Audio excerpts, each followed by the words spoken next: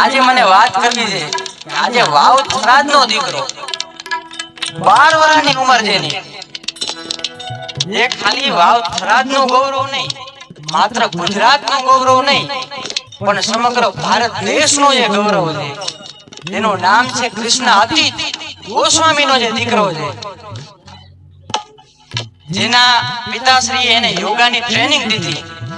અહીંયા કોઈ યોગાના એવા ક્લાસીસ નથી, એવી કોઈ સુવિધા નથી. એના પિતાશ્રી એને ટ્રેનિંગ દીધી અને દીકરો તાલુકા લેવલે તો એ દીકરાએ ડંકો વગાડ્યો, તાલુકા લેવલે તો એ ફર્સ્ટ આવ્યો, જિલ્લા લેવલે તો ફર્સ્ટ આવ્યો, રાજ્ય લેવલે ફર્સ્ટ આવ્યો, ઝોન લેવલે તો આવ્યો, પણ જ્યારે ઇન્ટરનેશનલ લેવલે ગયો ત્યારે એકથી એક ચડ્યા હતા ધોલંધરો પ્લેયર એની સામે હતા.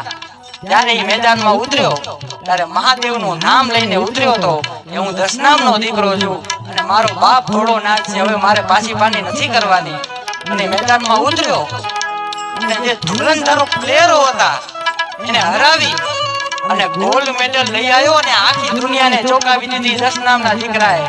તમારા વાવ થરાદનો ગૌરવ છે, તમારા વાવ થરાદનું રતન છે. એકવાર કૃષ્ણ આદિને એકવાર જોરદાર તાળીથી વધાવી લેજો.